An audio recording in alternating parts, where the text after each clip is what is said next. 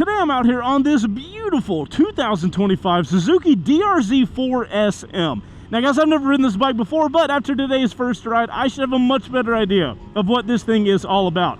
You guys stick around for the end of the video. I'll give it a chase score. I'm Chaseontwowheels, and this is a Suzuki first ride.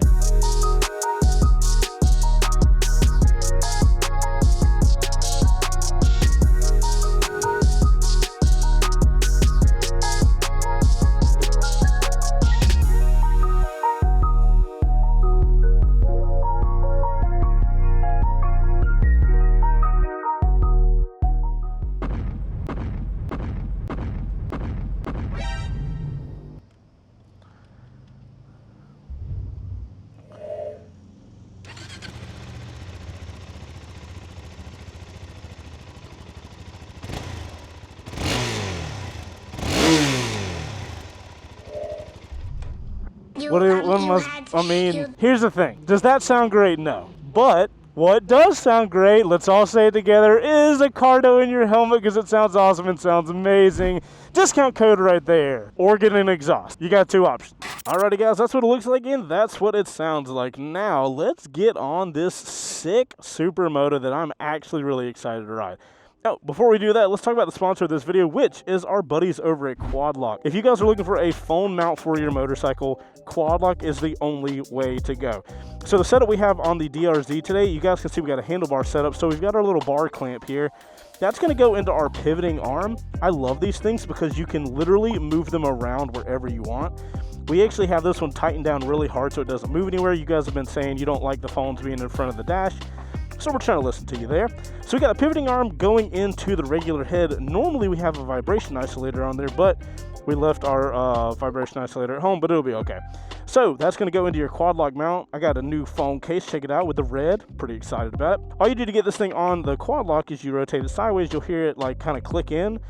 You rotate like that, and it ain't going nowhere. Guys, I've had Quadlock for years. I have been in multiple wrecks with quad locks on my bike, and my phone doesn't go anywhere. They're the only phone case I trust while I'm out here riding, and you guys see us use them all the time. If you guys want a discount, links in the description down below. Quadlock has been a phenomenal channel partner for years and years and years. We love them. I know you guys will too. It is the best quality phone mount you can get. Anyway, thank you for watching through the ads. Fun fact, if you don't like the ads here on First Rides, trust me, I don't want to do those ads, but I love bringing you guys the highest quality motorcycle stuff I can, and the only way to pay for that is the ads. But if you guys don't like ads, we have a $1 a month membership here on the channel. Every video we do with an ad in it is no longer there, and it's only for you guys. And we're also working on some bonus content. So if you guys want to check that out, join the channel members and get it going. Alrighty guys, supermoto time. It's been a hot minute since I've been on supermoto, and I have to admit, I'm very excited for this one. Typically in the past, I have not been a fan of the DR-Z. It's just never been a bike I liked a lot, but this one's got a lot of modifications, and I think it's going to be totally different for me, but we'll find out. We're in neutral. We're going to use Suzuki's Easy Start. It's just a one-button press. You don't have to hold it in. It cranks itself up. Now, this is going to sound crazy for you guys that know about the DR-Z, but we have modes now. We'll hit the mode button. We have mode A, we have mode B, and we have mode C. Mode C is the least power, A is the most power, so we're going to start in C, and we'll kind of work our way up. Traction control options, we have, let's go to the bottom, we have traction control 2, which is the most intervention, traction control 1, traction control off, and then we have a gravel setting. If you're going to do some like light off-road, you could put it on that. I'm going to keep the traction control in the off position. I feel comfortable doing that. Just be careful if you're riding this bike, you might want traction control on. Anyways, guys, I'm 5'10", got a 32-inch inseam, and even with all of my weight on the bike, I almost can flat foot, but the backs of my feet are not on the ground. I can get my toes on the ground, though, so you are looking at a little taller of a motorcycle. So just, you know, stuff to keep in mind. And since no traffic is here, we will get this thing in first gear and get her going. Also, if you guys want to join the On2 crew, that's our weekly newsletter. We just email you guys when videos go live. YouTube does a piss poor job of letting you guys know about it, so we do it for you. We only send out about one email a week, so if you guys want to join the On2 crew, we'd love to have you there. Links in the description down below, as always. Also, just want to give a shout out to the weather. It is 75 degrees today, guys. I couldn't pay enough money to have better weather. So I'm excited to be out here with you guys. Oh man, C mode really just neuters that power down. That's unfortunate. Now, you guys that are long-term fans of the channel will know, way back in the day, I had a supermoto, so I have a certain love for this class. I had a WR250X. I loved that bike for a long time. It just didn't have the power that I needed to keep it around the garage. Ended up selling it, but some of the best content I've made on this channel was on a supermoto, so I'm always going to have that love for this class. So that's kind of what's got me really excited about this, and that all of the mods that the DR-Z has now gotten that Suzuki finally updated, I think finally brings this bike into a bike that I'll actually enjoy. We'll talk through that throughout this first ride. First up, it's a first ride, let's talk about body position. Now, the first thing we got to talk about is the 2x4 used as a seat on this motorcycle. It's thin, it's very hard, and it's not very comfortable. I don't think a lot of you guys are going to be surprised by that, but it is a fact that you need to know. This is not a comfort motorcycle when it comes to the seat. Now, my feet aren't really that far back on me. They're kind of right underneath me with a slight bend in my legs. So, kind of neutral situation there. And my top half is very straight up and down with my arms right out in front of me. Not very far out, kind of close arms on me right here. And the handlebar seems really wide. So, it adds an ability to get, Jesus Christ, all right, cool, we just hauling ass. It gives me a really easy purchase on the bike, and I can just move this thing around like it does not weigh anything, which is super nice. Now, C mode's nice. You know, you can look at it as kind of rain mode, but bro, I'm here for all the engine. We'll get there, but we're gonna get it into B mode now. I just want a little more engine. When we were doing the camera car run, I put that thing in A mode, and I was actually having a good time. So we'll chill in B until we get to the highway. All right, B mode actually is giving me some power back. I'm happy with B mode. Significant jump from C mode. All right, guys. So let's talk about what's powering the DR-Z4SM. It's Suzuki's 398cc single that's now fuel injected, so it's not carbureted anymore. It doesn't have a choke you have to deal with, which I'm very excited about. Guys, I've been riding for a long time now, and I've just never been able to understand the choke situation. I understand what it does, and I understand why it does. I've never had good luck with them working correctly for me, though. So the fact that I can finally do a DR-Z first ride and not have to worry about a choke, I'm so excited about. Now, this thing's going to be good for around 38 horsepower, 28 foot-pounds of torque. It's going to come in at a weight of 340 pounds, which is very light, and it feels that way. And then we have a, I think, 2.1 or 2.3 gallon gas tank. A little smaller on the gas tank side, but I do think that works with the supermoto because one of the key attributes of a supermoto is it needs to be light and flicky and fun in the city. So you can't really have a large gas tank. It would kind of throw the weight off, I think. I wonder if it'll wheelie in B mode if I clutch it up. Hit the like button if you think it will. I'm new to this bike. Probably can't get it to do it, but I will try. All right, Toyota Sienna Hybrid. All right, second gear to give us some legs. Oh, it'll totally wheelie in B mode, absolutely. Fun fact, if you're buying a DR-Z4SM, you do need to have the traction control off to wheelie, just a heads up. That being said, I would definitely suggest you not wheelie this motorcycle. That's illegal. All right, so guys, let's talk about the city performance on the DR-Z4SM. I'm just gonna call it the DR-Z. You guys know what bike I'm talking about. So, city performance on the DR-Z.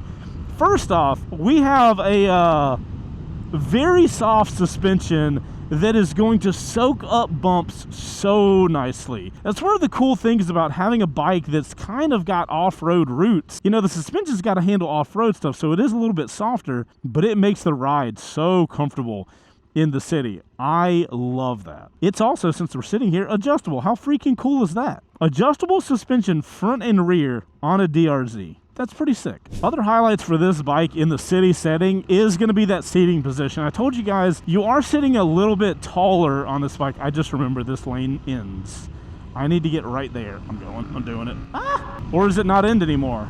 Oh, it ends. Okay, it's just a little farther up. Bro, we almost ran into those guys up here at the red light when we were on the camera car run. So one of the other nice things is with that taller seat height, it's not that bad that it has a taller seat because of its lightweight. Can I go around all these people? I certainly can, because I'm on a motorcycle. Sorry, got excited. I love two wheels. Oh, you f***ing betcha I'm following you, bro. Oh, hold on. To hell with the first ride. To hell with the first ride. Holy shit, bro. You are kidding me. I don't know if I've ever seen a Lamborghini Diablo in person. I feel like I'm in Grand Theft Auto right now. Goodbye, dreams. Okay, anyway, back to where we were. Sorry. I'm at a red light. Getting my feet on the ground with a supermoto, super nice. Because it's got that taller seat height, it doesn't really matter because it's only 350 pounds. And even at a dead stop, it's still super light and very controllable, which makes it very easy to stop at the red light, get your foot down, get it back up. Very nice there. And if I were to compare this bike to an animal in a situation, if the city is a jungle, the DR-Z is definitely a jaguar. This is where this bike wants to live and have a good time. It's not going to be on the super crazy high-speed stuff, obviously, but in a city, the power delivery is fun and it's enjoyable. You can pop little wheelies if you want to, but I didn't tell you to do that. It's very easily to flick around and go in any direction you want. Like, supermotos thrive in situations like this, and the DR-Z, I don't trust you at all.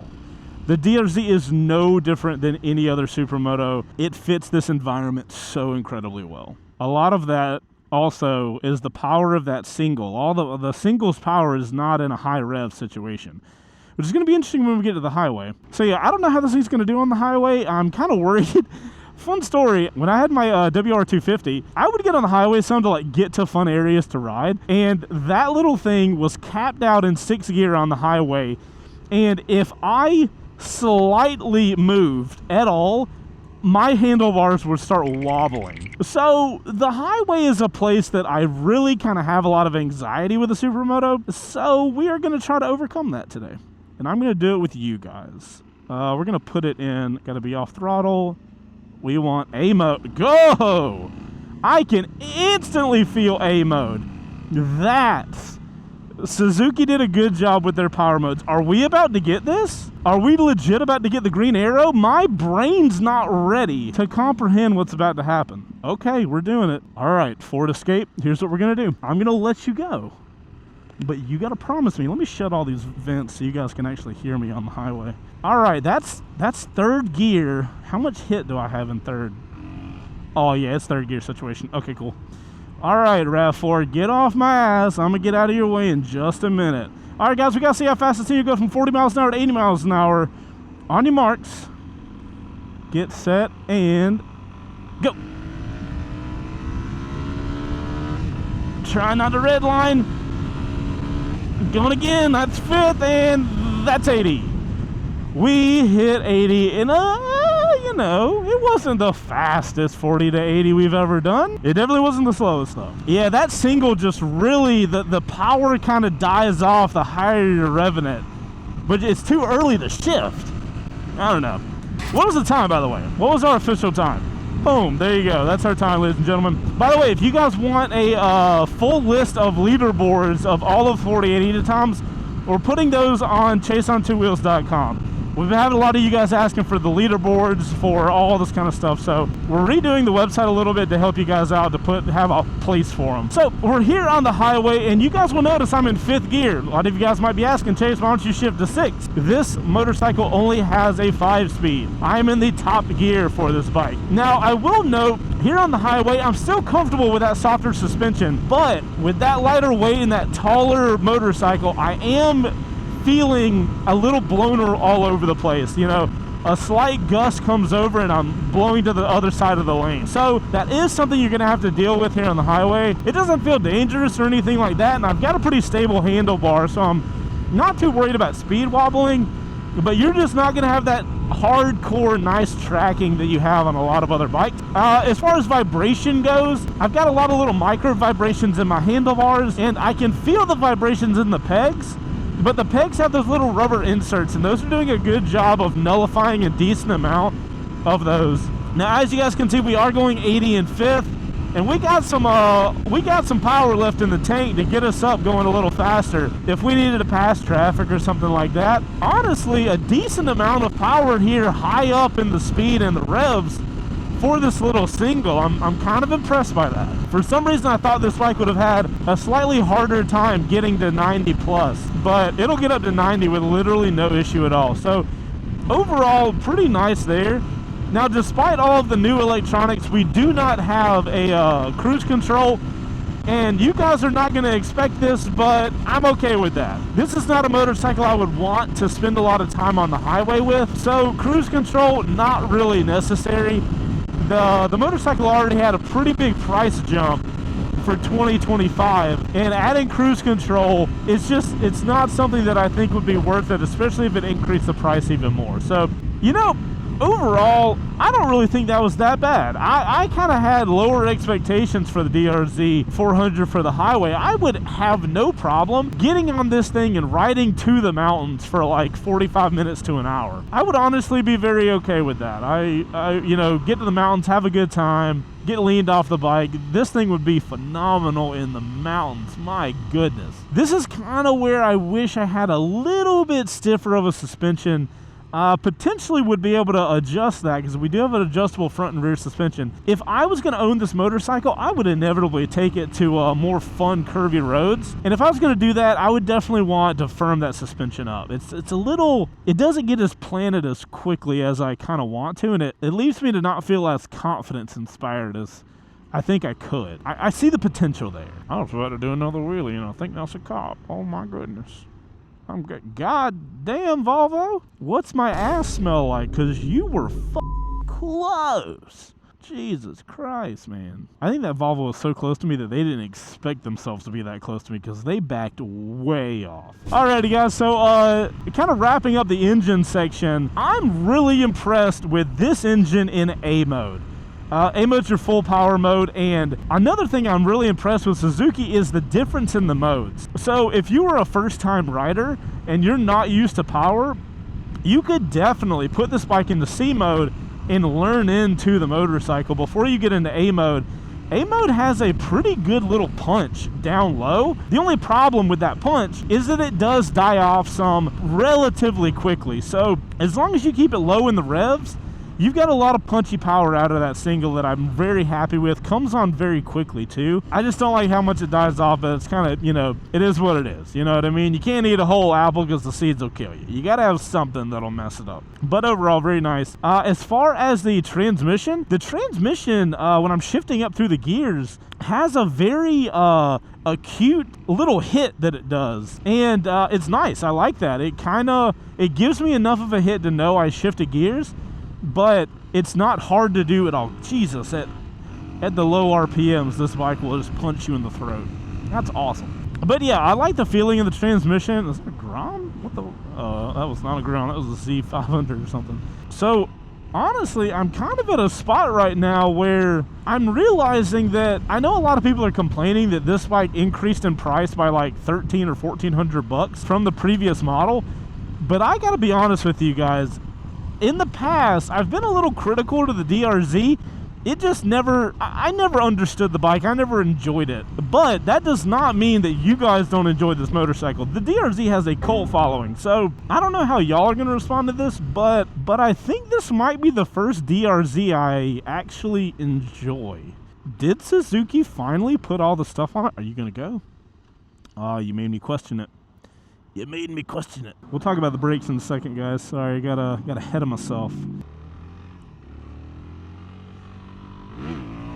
Little baby wheelies. So talking about the brakes real quick, guys. You know, I was talking about how the suspension's a little soft. So I'll show you guys when you brake kind of hard. That suspension dives a lot.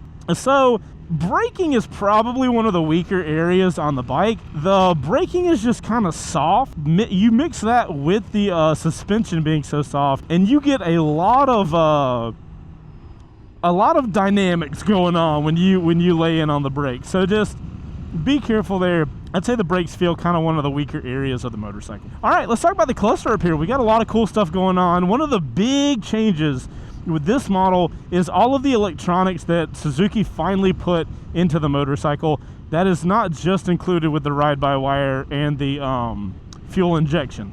We now have an LCD dash, which is not bad. You know, we're getting somewhere better. Still too old of a dash, really, where it needs to be, but it's fine. We've got a mode button and a very simple up and down switch here. We got the blinkers and the horn here, and then we got our high beam and flasher. On the right side, we have our little easy start button as well as our hazard lights. All the buttons feel fine. Like, it feels like what you would expect for a mid-level Japanese motorcycle. No problem with them at all. You know, I do think it's a very simple setup, and that's kind of a good thing. The only thing you really need to get into is the mode button that takes you to modes or traction control. And then you have your adjustment button here and your ABS for off there. I think Suzuki did an awesome job adding the modes they did, not only the power modes, but also the traction control modes. Bikes like this that are gonna be goofed around on and played around in light off-roading, the traction control is really nice to be able to adjust, and having ABS on, off, or off-road mode is super nice. So Suzuki has done a lot of strategic changes that this bike needed, and I honestly think that they're all the changes that the bike should have had, because it really shows in how much I'm enjoying this motorcycle. I have not liked a single other DR-Z. I felt like they were underpowered somehow, even though I feel like this bike has ample power, and I didn't like the way they look. I love the way this one looked. I'm kind of a DR-Z guy now, I guess. Oh, also the mirrors are great. The mirrors do a good job. I can see behind me without having to do my arm stuff. They do a great job, although I would imagine if you're getting a bike like this, I would highly recommend you look into double take mirrors. They do a phenomenal job of being able to bend in and out of place and stuff. I've got them on my adventure bikes, and I love double take mirrors, so shout out to those guys. I don't know if they make a pair for the DR-Z, but if they don't, they definitely should. God, I'm sitting here thinking, did I get through everything? The grips are okay. I don't love the grips. I would swap the grips out. And for our levers, they do look like they are not adjustable. So if I was going to buy this motorcycle, which I legitimately love it, I would get new grips, I would get double take mirrors, and I would get adjustable levers. That being said, the levers work great. They, I mean, they're a little slippery. I'll give them that. I do wish they were adjustable though. Just a little, little personal note. Okay, snap. That was a lot. This bike does have a lot of modifications though, so it makes sense. So guys, I think I've hit on everything. So let's jump to the chase score and see how it does. Oh man, you want to talk about a sick bike to have a little parking lot sesh with? Dude, I remember those days. My little WR250, man. If I saw an empty parking lot, boy, it's like, all right, well, I'm practicing wheelies right now. Obviously, don't practice wheelies in full parking lots like this where people are going to walk out on you and you're just going to hit them and stuff. But, man, supermotos are so fun for that. Just exploring, honestly, in the city. It's like an ADV bike, but for asphalt. Alright guys, so let's do the chase score for the 2025 Suzuki DR-Z4SM. For throttle response, I'm going to give this thing a 7. It's got a noticeable jump across the different modes, but that punchy low end dies off a little quickly. For agility, this thing is getting a 9. It is incredibly flickable and light and perfect for navigating in tight city spaces. Now for brakes, I'm going to give this thing a 5. They have a soft initial bite and significant suspension dive limits stopping confidence. Now for acceleration, I'm going to give this thing a 6. It's decent for a single. A mode proves fun torque, but tops out fast. Now for suspension, I'm actually going to give this thing an 8. It's plush in the city and fully adjustable, giving it that extra flexibility. Now for comfort, part, I gotta give this thing a 5. The seat is as hard as a 2x4, the grips and levers are subpar, but the seating position is upright. Now for tech, I'm gonna give this thing a 7. It's a huge leap for the DR-Z line with the ride modes, the traction control, and the LCD dash, not to mention the LED lighting. Now for ease of use, I'm giving this thing an 8. It's got that easy start system, a simple dash for controls, and it's light and unintimidating to ride. Now for versatility, I'm giving this thing a 7. It is absolutely excellent in the city. It's good for light off-road, but it's not ideal for long highway stretches or touring. And finally, fun for the money, I am giving this thing an 8. Despite that price bump, it's a riot in the city and great for hooligan fun. Alright guys, so that's going to give a total ride score of 35 and a total usability score of 35 for a total chase score of 70. Alrighty guys, that's the chase score for the 2025 Suzuki DR-Z4SM. And of course, if you guys disagree with me, please let me know in the comments down below. Y'all put way more miles on bikes when y'all own them than I do. I'm only on this thing for a few hours, so would love to hear y'all's opinions. So guys, overall, where am I sitting with the DR-Z? I gotta say, for the first time ever, this is a DR-Z I would happily see myself owning. I've literally never said that before, but the changes that they've made, and I think the motor's relatively the same, you know, it's a ride-by-wire now, it's fuel injected, but I think the changes that they have made have totally revolutionized this motorcycle. And that's a pro and a con. If you were a really big fan of the old DR-Z, don't worry, get on Facebook Marketplace. There is an unlimited supply of them. If you were a big fan of that one, I don't know if you'll like this one because it's a lot different. It's so different that I actually like it instead of hating it. If you are a supermoto fan, I think you guys need to put this thing on your radar. Riding this bike around, not you guys, has me rethinking if I need a supermoto in my garage. Previously, I've said no because I've got my Tenere 700 and I've got my MT10. So I'm like, those will cover everything I want to do on a motorcycle. But I'm riding this thing around and I'm realizing that a Tenere 700 is close to a really big supermoto, but it's not. The lightweightness really comes into play in a supermoto platform, and I just can't say enough how much I like this bike. I thought I would like it more than the old one, you know, with the updates, but I did not think it would be to this degree. Overall, the people that I really think need to check this bike out, one, if you're short, definitely go sit on one before you make a purchase decision because this is a little bit taller. But beginner riders, you can put this thing in C mode and you can be totally comfortable with no problem. It really kills the motor down enough to where it would be safe for you. So I'd love it for beginner riders that kind of don't know what they want to do, because you can do sporty riding, you can do adventuring on this thing, you can do a lot, which is really cool. And my more experienced riders that enjoy supermotos, you guys will freak over this thing. It is such a fun time for us guys that know what we're doing. So definitely, if you're in the mode for a supermoto, you might have something. And this is going to have that lasting power because it's got a power plant that hasn't changed that much in, I don't know, like a decade. So this thing has a lot going for it. Suzuki gets another golf clap from me, dude. With their 800cc parallel twin, with their Gixxatus and the V-Strom, Suzuki's making a lot of good moves, and I'm excited about it. Guys, I'm Chaseontwowheels. If y'all want to watch more first rides we've done, I'll have a playlist for you in the description down below. Otherwise, you guys go out there and ride safe on whatever you're riding, and subscribe if you like motorcycle content. I'll see you guys on the next one.